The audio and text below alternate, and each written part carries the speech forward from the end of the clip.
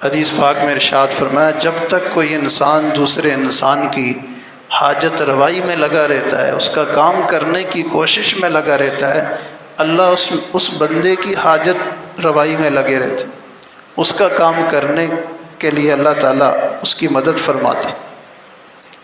تو کیسا زبردست واقعہ ہے، انسان کو بات سمجھ میں آ جاتی ہے کہ واقعی دوسروں کی مدد کرنے سے اللہ انسان کی مدد کرتے ہیں اور غیبی خزانوں سے مدد کرتے ہیں۔ ایک اور واقعہ حضرت جی رحمہ اللہ نے سنایا، فرمایا کہ دو بہن بھائی تھے۔ ایک بہن نے اپنی سٹوری لکھی کہ میرا بھائی میرے ساتھ کتنا وفادار تھا۔ بہنیں بھی وفادار ہوتی ہیں اور بعض بھائی بھی اپنے بہنوں کے ساتھ بڑے وفادار ہوتے ہیں۔ تو اس بہن نے خود اپنی سٹوری لکھی، پڑھی لکھی بہن تھی۔ اس نے لکھا کہ ہم چھوٹے تھے اور ایک دیہات میں رہتے تھے، اور ہمارے والد صاحب کا جو ذریعہ آمدن تھا وہ بہت محدود سا تھا، تو والد صاحب کے پاس زیادہ وسائل نہیں ہوتے تھے، ہمیں جیب خرچ وغیرہ بہت کم ملتا تھا۔ تو ایک مرتبہ عید کا کوئی موقع آیا تو گاؤں میں جو سہیلیاں تھیں، بچیاں تھیں، دائیں بائیں کزنیں تھیں، ان کے پاس پیسے ہوتے تھے، انہوں نے اپنے لیے سب نے، جیسے وہ خواتین کے پاس ہوتا ہے پرس وغیرہ، بیگ، کوئی ہینڈ بیگ یا پرس جو بھی، وہ سب نے اپنے لیے خوبصورت سے خریدے۔ اب اس زمانے میں ملتا تھا 500 روپے کا۔ تو وہ بہن کہتی ہے میرے دل میں بھی خیال آیا کہ میں بھی لوں، لیکن میرے پاس پیسے نہیں تھے۔ تو میرے دل میں شیطان نے ڈالا کہ جاؤ والد صاحب کی جیب سے نکال لو۔ تو میں چپکے سے گئی اور جا کے اپنے والد کی جیب سے 500 روپے نکال لیے اور آ کے وہ ہینڈ بیگ خرید لیا۔ جب خرید کے لایا تو میرے بھائی نے بھی دیکھ لیا، تو بھائی خاموش رہا۔ تو کچھ دیر کے بعد جب والد صاحب گھر آئے، انہوں نے اپنا جیب وغیرہ چیک کیا تو وہاں پیسے کم تھے۔ محسوس ہو گیا کہ کسی نے ہاتھ لگایا ہے، کسی نے کارروائی ڈالی ہے۔ تو والد صاحب نے پوچھا بھائی میری جیب میں پیسے تھے، 500 روپے آگے پیچھے ہیں، کس نے چرائے؟ اب گھر میں 2 بہن بھائی کے علاوہ تو کوئی تھے نہیں، تو انہی میں سے کوئی چور تھا۔ تو پہلے تو دونوں خاموش رہے۔ تو والد صاحب نے کہا بتا دو ورنہ دونوں کی پٹائی لگاؤں گا، دونوں کو سخت سزا دوں گا، دونوں کو ماروں گا۔ چوری کسی صورت برداشت نہیں ہے، اس پہ کوئی کمپرومائز نہیں ہے۔ آج سے اگر آپ کو چوری کی عادت پڑ گئی تو بڑے ہونے تک تم ڈاکو بن جاؤ گے، اس لیے مجھے خود ہی بتا دو کس نے چوری کی ہے۔ خوب جب ان پہ اوپر دباؤ ڈالا اور قریب تھا کہ اب والد صاحب دونوں کی پٹائی لگاتے، تو جو بھائی تھا وہ آگے بڑھا، اس نے کہا ابو جی 500 روپے میں نے چرائے تاکہ بہن کو مار نہ پڑے، مار مجھے پڑے۔ تو ابا نے دیکھا کہ تم نے چرائے، تو ابو نے اس بھائی کی خوب پٹائی لگائی اور بہن خاموشی سے دیکھتی رہی۔ اب رو تو وہ بھی رہی تھی کہ غلطی میری تھی اور مار بھائی کو پڑ رہی ہے، لیکن وہ بے بس تھی، کمزور تھی، اس کو پتہ تھا میں بولی تو پھر مجھے بھی مار پڑے گی، وہ دیکھتی رہی۔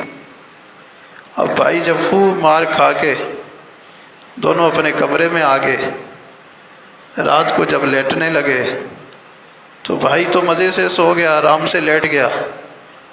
بہن کو دیکھا کہ وہ ہچکیاں لے لے کے رو رہی ہے اور اس کی آنکھوں میں سے آنسو بہہ رہے۔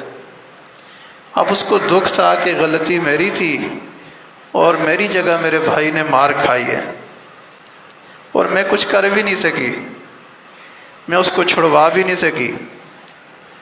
تو بھائی نے کہا میری بہن دیکھو اب یہ معاملہ اوور ہو گیا، اب اس کو مزید طول نہ دو،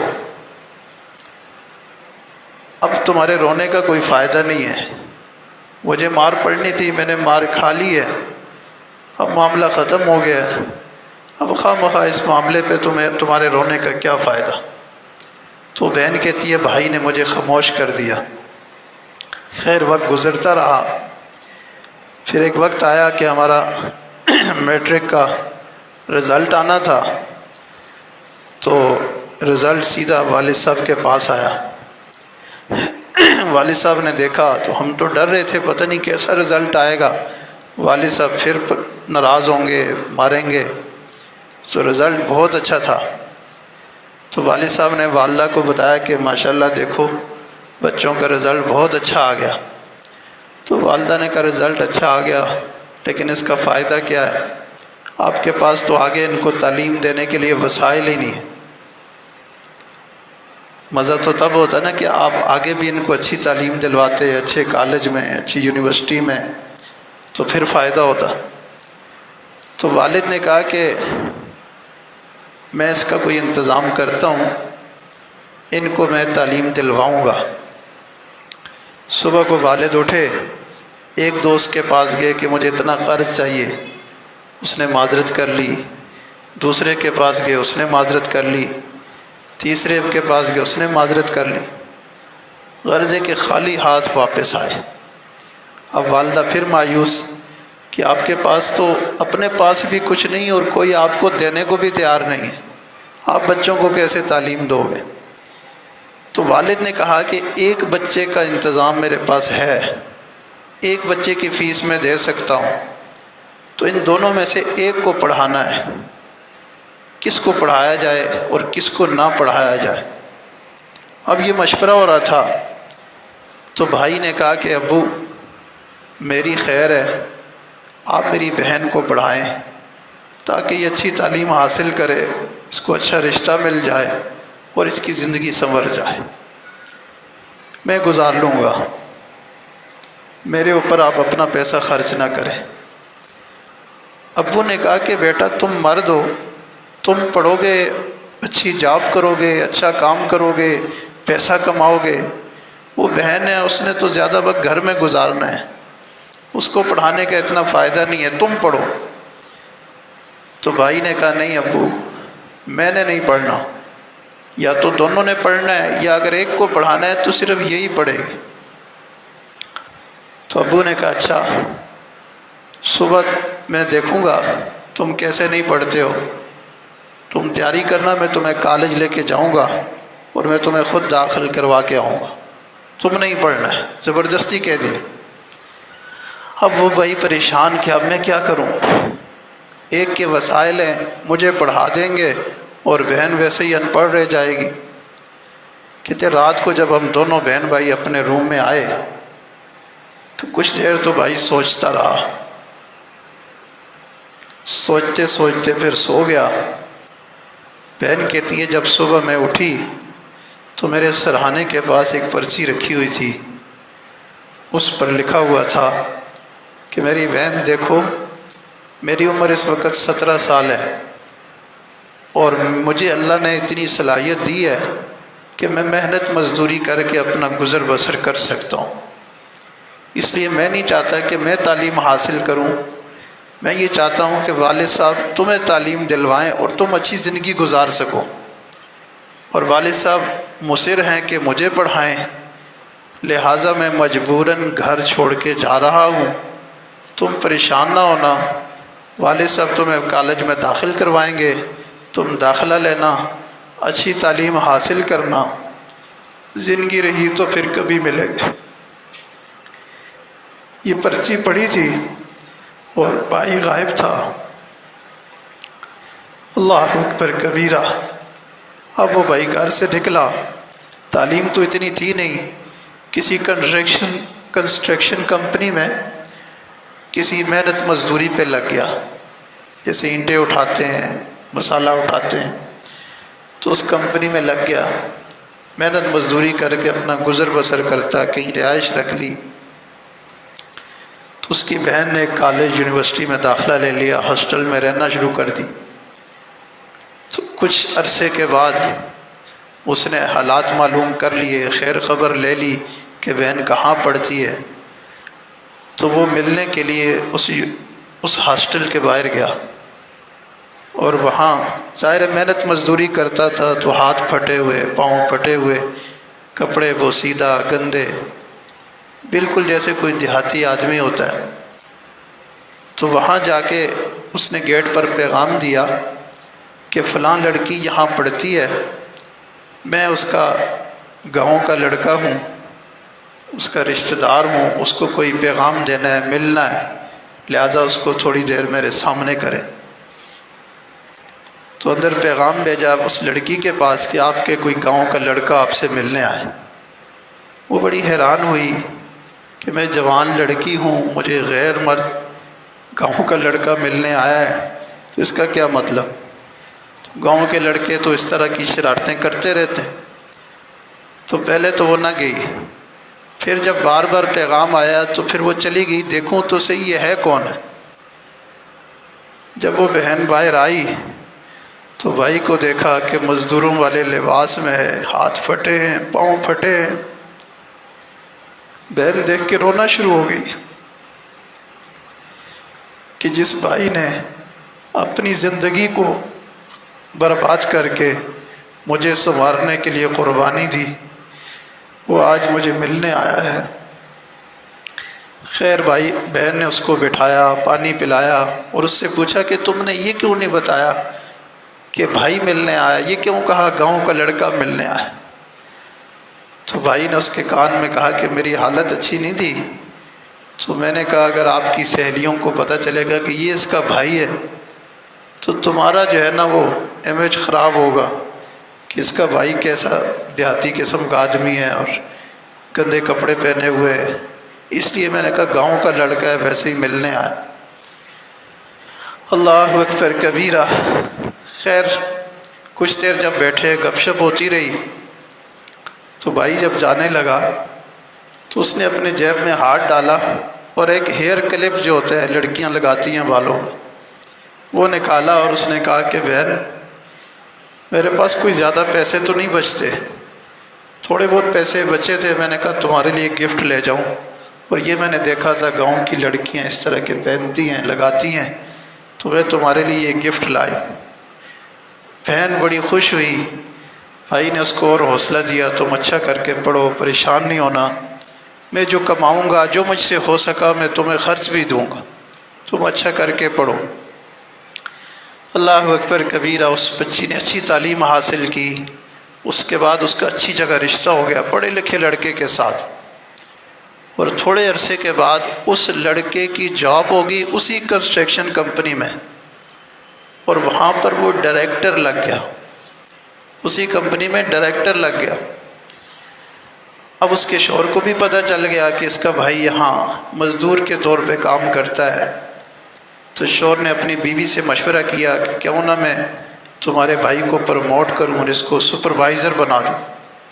بہن نے بھائی سے پوچھا تو بھائی نے کہا نہیں، میں جس طرح مزدوری کر رہا ہوں مجھے کرنے دو، میں نے سپروائزر نہیں بننا۔ چند دنوں کے بعد اس بھائی کو سیڑھیوں پہ کہیں کوئی کام کر رہا تھا تو بجلی کا جھٹکا لگا اور وہ گرا اور زخمی بھی ہوا، ہاسپٹل چلا گیا۔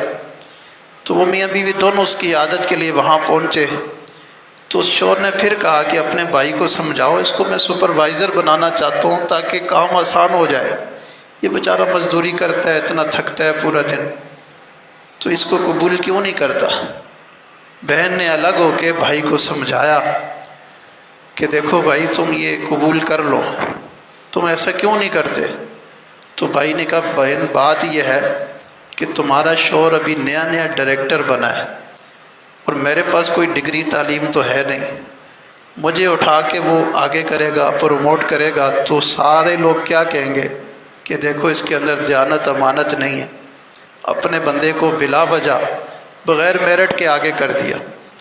تو اس لیے جو ہے میں سودے کو قبول نہیں کرتا کہ تمہارے میاں کا جو ہے امیج خراب نہ ہو۔ وہاں بھی بہن کا خیال رکھا۔ اللہ اکبر کبیرہ۔ پھر چلتے چلتے ایک وقت آیا کہ اس بھائی کا رشتہ طے ہو گیا، اس وقت اس کی عمر 30 سال ہو چکی تھی اور اس کی شادی ہوئی۔ ایک ہال کے اندر دعوت کا انتظام تھا، تو اس میں وہ میاں بیوی دونوں گئے۔ اس تقریب کا جو ہیڈ تھا، آرگنائزر تھا، اس نے اس ولیمے کی دعوت میں مائک پہ اس دلہے سے پوچھا، چونکہ وہ بن سنور کے بیٹھا ہوا تھا، اس سے پوچھا بتاؤ دنیا میں تمہیں سب سے زیادہ محبت کس سے ہے؟ شادی کا موقع ہے، دلہن بھی تیار ہے، لیکن اس وقت اس دلہا نے کہا کہ اگر دنیا میں مجھے کسی سے محبت ہے تو اپنی بہن سے محبت۔ سب حیران ہو گئے کہ اس نے ماں کا نہیں کہا، باپ کا نہیں کہا، بیوی کا نہیں کہا، بہن کا کیوں کہا؟ تو اس نوجوان نے کہا بات یہ ہے کہ جب ہم چھوٹے تھے بہن بھائی اسکول پڑھنے جاتے تھے، ایک مرتبہ سردی میں جب ہم اسکول پڑھنے کے لیے گئے تو واپسی پر میرے جو گلوز تھے کہیں گم ہو گئے، اور سخت سردی تھی، ہاتھ پاؤں ٹھٹر رہے تھے۔ تو میری بہن نے دیکھا کہ اس کے پاس گلوز نہیں ہے، اس نے اپنے گلوز اتارے اور مجھے دے دیے۔ میں نے کہا نہیں آپ پہنے، کوئی بات نہیں۔ اس نے کہا نہیں آپ پہنے، میں اپنے ہاتھ دوپٹے میں چھپا لوں گی۔ اس نے اپنے گلوز مجھے دیے، سخت سردی تھی جیسے برفانی علاقوں میں ہوتا ہے، تو وہ اپنے ہاتھ اس نے چھپائے تو صحیح، لیکن سردی بہت سخت تھی۔ ہم نے دیکھا جب ہم گھر جا کے پہنچے تو سردی کی وجہ سے میری بہن کے ہاتھ بالکل لال سرخ ہو چکے تھے، جیسے خون نکل رہا ہو۔ تو میں اتنا حیران ہوا کہ یہ صنف نازک ہے، بہن ہے، کمزور ہے، اس نے اتنی قربانی دی کہ خود سردی میں اس نے ٹھٹرتی رہی اور تکلیف برداشت کی اور اپنے وہ گلوز مجھے دیے۔ تو میں نے اسی دن دل میں ارادہ کر لیا تھا کہ اتنی محبت دینے والی بہنوں کے ساتھ زندگی میں وفا کر کے دکھاؤں گا۔ تو پھر میں ہر معاملے میں بہن کو مقدم رکھتا تھا اور بہن کے ساتھ میں نے وفا کر کے دکھائی۔ آج شادی کا موقع تھا، تب بھی اگر کسی نے پوچھا کس سے محبت ہے تو میں نے کہا مجھے اپنی بہن سے محبت ہے۔ وہ بہن کہتی ہے جب میرے بھائی نے یہ بیان دیا تو ساری دنیا تالیاں بجا رہی تھی اور میں زاروں قطار رو رہی تھی کہ میری ایک چھوٹی سی نیکی اور چھوٹی سی بھلائی کا بھائی نے اتنا بڑا بدلہ دیا کہ اس نے اپنی زندگی کو داؤ پہ لگا دیا، اس نے اپنے کیریئر کو خراب کر دیا کہ اپنی ایک بہن کے ساتھ وفا کرنی ہے۔ اللہ اکبر کبیرہ۔ تو ہمارے حضرت جی رحمہ اللہ نے سمجھایا وَيُؤْثِرُونَ عَلَىٰ أَنفُسِهِمْ وَلَوْ كَانَ بِهِمْ خَصَاصَةٌ۔ ایمان والے لوگ ایسے ہوتے ہیں، بھائی بہنوں کے لیے قربانیاں دیتے ہیں، بہنیں بھائیوں کے لیے قربانیاں دیتی ہیں، اولاد والدین کے لیے قربانیاں دیتے ہیں اور والدین اولاد کے لیے قربانیاں دیتے ہیں، دوست کے لیے قربانیاں دیتے ہیں، اور رشتہ داروں کے لیے قربانیاں دیتے ہیں۔ جہاں قربانیاں ہوتی ہیں وہاں پھر اللہ کی مہربانیاں ہوتی ہیں۔ جتنی قربانی ہوتی ہے اتنی پھر اللہ کی مہربانی ہوتی ہے۔ تو یہی تصوف و سلوک کا درس ہے، نچوڑ ہے کہ ہم دوسروں کے ساتھ بھلائی کرنے والے بن جائیں، کر بلا ہو بلا۔ تو ہمارے حضرت جی رحمہ اللہ اس طرح کے واعظ فرماتے تھے جس سے دل کی دنیا میں انقلاب آ جاتا تھا۔ دعا ہے اللہ تعالی ہمیں ان کے مواعظ سے، ان کی نصیحتوں سے سبق حاصل کرنے کی اور اس کے مطابق عمل کرنے کی توفیق عطا فرمائے۔